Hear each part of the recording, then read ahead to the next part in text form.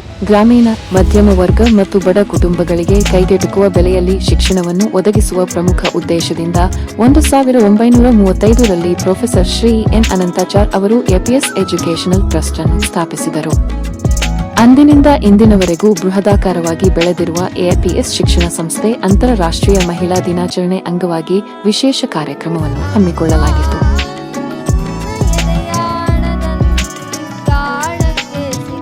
ಕಾರ್ಯಕ್ರಮಕ್ಕೆ ಮುಖ್ಯ ಅತಿಥಿಯಾಗಿ ಕರ್ನಾಟಕ ಸಂಸ್ಕೃತ ಯೂನಿವರ್ಸಿಟಿಯ ವೈಸ್ ಚಾನ್ಸಲರ್ ಡಾಕ್ಟರ್ ಎಸ್ ಅಹಲ್ಯರವರು ಆಗಮಿಸಿದ್ದರು.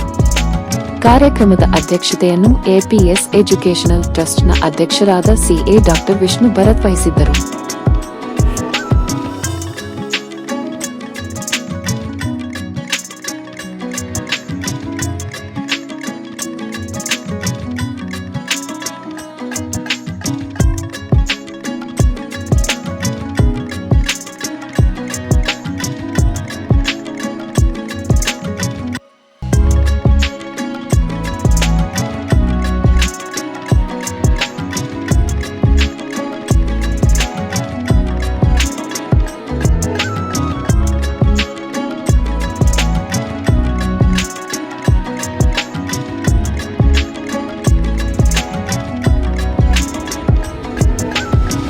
ಹಾಗೂ ಎಲ್ಲರನ್ನು ಸ್ವಾಗತಿಸಬೇಕೆಂದು ಎಪಿಎಸ್ ಶಿಕ್ಷಣ ಸಂಸ್ಥೆಯ ಅಧ್ಯಕ್ಷರಾದ CA doctor Vishnu Bharat Alampalli sir ಅವರಲ್ಲಿ I must confess that I am great admirer of women.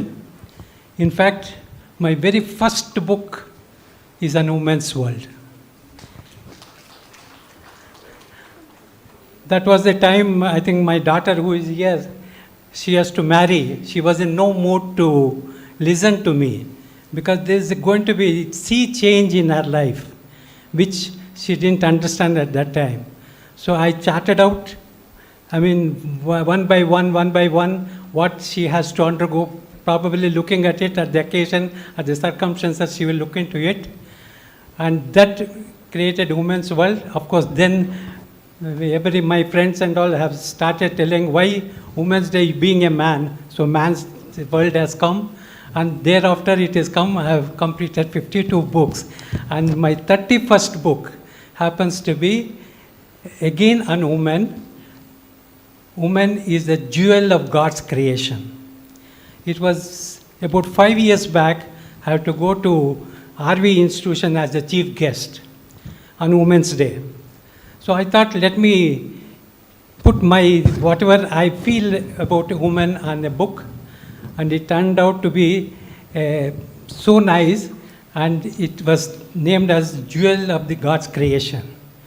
And it so happened that it was released by none other than the former Prime Minister Deve Gowda, who graced the occasion to release the book.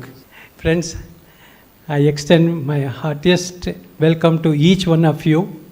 For the very first time, we thought of celebrating Women's Day, all institutions put together.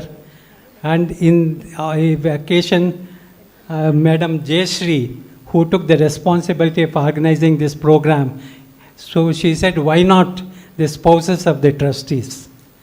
So I agreed. Then went, why not the lady members of the trust? Yes, like that, step by step, we agreed. It has become a nice evening today to have all of you for this special day, and hope this will continue forever, and every year we celebrate. ಅರ್ಥಪೂರ್ಣವಾಗಿ ನಡೆದ ಈ ಕಾರ್ಯಕ್ರಮದಲ್ಲಿ ಟ್ರಸ್ಟಿನ ಎಲ್ಲ ಸದಸ್ಯರು, APS ಸಮೂಹ ಸಂಸ್ಥೆಯ ಎಲ್ಲ ಪ್ರಾಧ್ಯಾಪಕರು ಮತ್ತು ವಿದ್ಯಾರ್ಥಿಗಳು ಭಾಗವಹಿಸಿ ಕಾರ್ಯಕ್ರಮವನ್ನು ಯಶಸ್ವಿಗೊಳಿಸಿದರು.